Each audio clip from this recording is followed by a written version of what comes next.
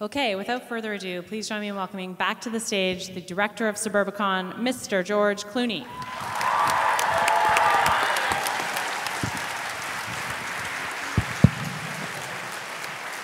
Nice, uplifting film. I want to bring out a couple of the people involved in the film. Again, Grant, our producer, Grant Heslov. The wonderful actress, Karima Westbrook. And of course, Julianne Moore.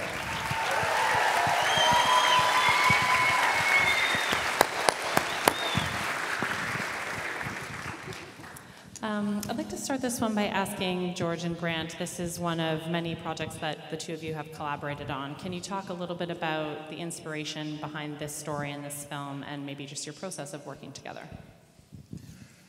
I'll talk process. You talk about the process. And you talk about Okay, I'll talk about it, yeah. You go first. I'll go first then. This is our process, by the way. This is our process. This is how we do it. Well, Grant and I were looking for a project to do, and we'd been hearing a lot of things on a campaign trail a couple of years ago about building fences and scapegoating Mexicans and Muslims, and we thought it's always a good thing to talk about. And understanding that these aren't new things in our country, these are things that we constantly have to readdress. And I'd been going through looking at pieces of film, and I found a piece, a documentary called Crisis at Levittown. And it was about the Myers family who'd moved into Levittown, Pennsylvania, which was an all-white suburb, the very first suburb, and how they were, the mailman knocked on the door and said, "Is Mrs. Myers here?" And Daisy Myers said, "I'm Mrs. Myers." And he went door to door for the rest of the day, called himself the Paul Revere of Levittown, and told everyone, "Have you seen your new neighbors?"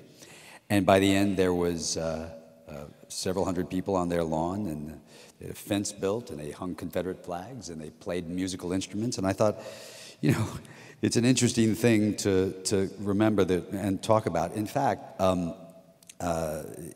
we have the great luck of having the Myers, two of the Myers children here tonight, which I think we feel very lucky to have here. Grant, you want to introduce them up? It's Barry Myers. Barry and Linda Myers. Linda Myers. You guys stand up. There they are right there.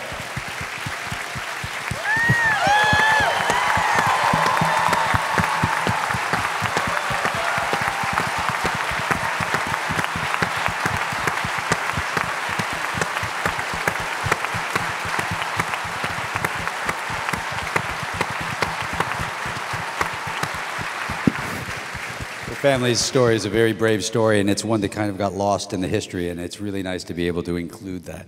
We thought it was also an interesting idea to be able to talk about looking in the wrong direction. You know, I can understand growing up in Kentucky during the civil rights movement and all that, the idea of certain groups of Americans feeling like they're losing their position in the world to minorities and to things like that. I'd grown up around it and seen it, and I thought it was a fun thing to take a film and have us all looking in the wrong direction and blaming the wrong people for all of our woes. And so that's sort of the genesis of how it happened, right? Yes. Thank you, Grant. All right, what's it like working with this guy? How do you guys work together? It's, you know, we get up around 7. Mm-hmm. No, we literally just we sit at a desk, and a partner's desk. We write. You know, George uses a pad, I use a computer, and we're like two little kids acting out scenes. We were in acting class in 1982 together, doing scenes. So that's all we're still kind of doing that in a way. Doing it right now. Yes. So speaking of acting, I'll throw a question to the actors on the stage. Julianne, I'm wondering if you can talk a bit about what it was like to play two different roles. They're very different, obviously, and how you prepared for that and what that experience was like. Oh my goodness, when George called me about this, he said, "Oh, and I want you to play both of the the sisters. And I was like, right on. I mean, I think every actor loves to hear that. And I was also interested in the idea of somebody wanting to co-opt somebody else's life, you know, because I got to play them both. I was able to play the person who's, you know, Margaret actually is the disenfranchised, marginalized sister. You know, she's the one who doesn't have any agency. She has no life. She has no house. She has no husband. She's sort of, you know, on the edge of everything. So she's the first person who says to the child, go across the street and play with that little boy, because she knows what it's like to be marginalized. But as soon as she sort of slips over to this other side, it's hard for her to see that anymore. She's like, I can't see that. I don't want to see that. I want to go over this way. And it was kind of, you know, it was fun and lucky to get that opportunity to play them both. It's your turn. You say something now. I'm sorry, what was the question again? No, and I think for you, this is obviously a role that's steeped in, you know, a real history, and maybe you could just talk a little bit about, you know, your interactions with the Myers family, if there was any, and just what this role meant for you and what the experience was like. It was a great experience. I didn't have the honor of meeting the Myers children before I started production, but I did get a chance to read your mom's book, Daisy Myers. She wrote a book called Sticks and Stones, and it gave me a lot of insight into who she was and exactly what they went through outside of the script.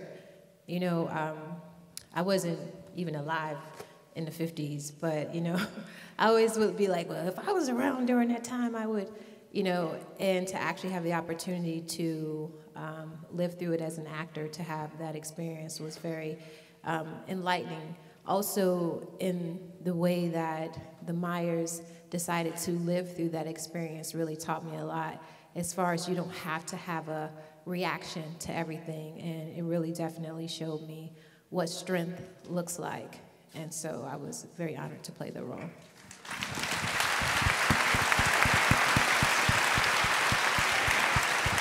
I also, before you open it up, I also want to say, because Karima and I talked about this before we started, and it's a tricky thing, you know, we wanted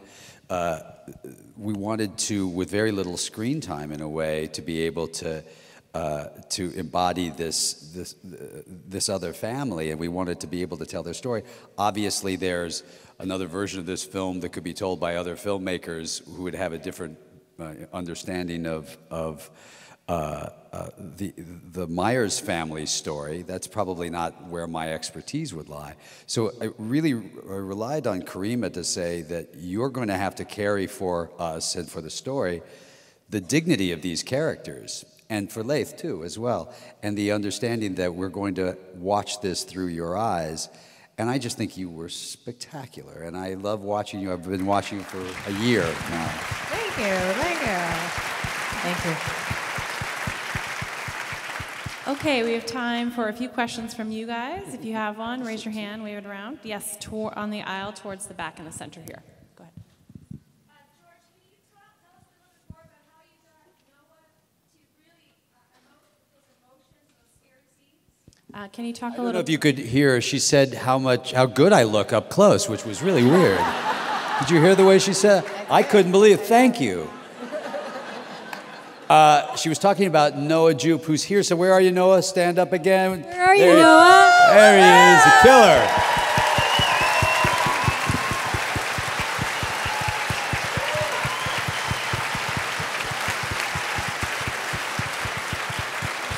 He didn't want to come up on stage because he's a scaredy cat, but I'll say that you know, he made shooting this film really easy. He's way too talented for his age, and it's actually irritating. But you know, Noah, it was an interesting thing. Noah is a real pro in this, and he knew how to do. He could do anything, you know. And we had done the scene with Matt and Noah, that scene where Matt tells him he's going to kill him. You know, sweet Matt Damon is going to kill mean little Noah Jupe, and then Matt went home, and I went over to Noah's mother here, and I was like, well, we kind of need him to cry a little bit. And so I sat down with Noah and his mom, and they said, you know, just say some mean things to him, and he'll cry for you. So I was off camera, and I was like, I'll do it. And I think Noah will admit I said some pretty horrible things. And then I turned around to the audio guy, and I said, erase this whole thing, or you'll ruin my career. And Noah first take, tears come pouring down his face, and I'm thinking I might be ruining this kid for life. And then the minute I said cut, he jumped up, he high-fived me, and he took off to go play baseball. And I was like, this, he irritates me. It comes too easily to him. But in all fairness, Noah, so much of this movie had to ride through your eyes. And that's not an easy thing to do. And you did it beautifully. And you made work really fun. And it's important that work is really fun. And thank you very much. It's true. Okay, is there another question up in the balcony? I don't want to miss you if there is one. No? Okay, then I'm going to go down here towards the front on the aisle. Yep. First, George, thank you so much for this film. It's incredible. I've been waiting almost 10 years for it. I'm going to ask actually about the script. So wondering, where was it in development when you first got it? I know that the Coen brothers did an early draft of it that you and Grant later adapted. And what did you weave, what did you take, and what were the sort of processes to get where? Thank you. He was saying, you were right, how good I looked up close. Like much younger. The twins are fine, thanks. He's asking about the script and how we weaved the Coen brothers. Grant, you want to take a little spin at that? Well, as you stated, the script had been written probably 20 years before. Yeah, maybe more. And they actually had offered George to play the part that Oscar plays, and they never got the film made. Not because of George, I don't think, or because of the Coen brothers. But I don't know. At any rate, so when we were working on this other idea, George, every 3 years he would say to me, "God, I love that script, Suburbicon. I love that script." And he would take it out and he'd read it, and then he would put it away. And this time he took it out and he's like, I have an idea to meld these two ideas that we were working on. And that's how it came about. We went to the boys, went to the Coen brothers. They were doing a screening at Lincoln Center of Oh Brother, Where Art Thou? And afterwards I sat them down and said, any thoughts on this? And they said, have at it, let's have some fun. And so we had a really fun experience putting the film together with them. They're, honestly, if you think about directors over the history of time, there are very few directors that can produce the quality of films they've produced over the length of time they've produced them. And so just to be in their universe, and I've done, I think, 4 other films with them. They like to make me their idiot on the road. Every time I get a script from them, they're like, oh, here comes another idiot. And I was like, oh, what do you think of me? So it's always fun to be in their world, and they have a really screwed up, the stuff that Julianne and Matt do. It's literally at every turn they make the wrong decision. Every single turn. Every time you have a chance to do something, you do the wrong thing, and I really enjoy characters like that. Well, I think you made a lot of right decisions, so thank you so much for coming and bringing the film here. Thank you, everybody, for staying. Congratulations. Thank you, guys. Have a good night. Thanks for coming out.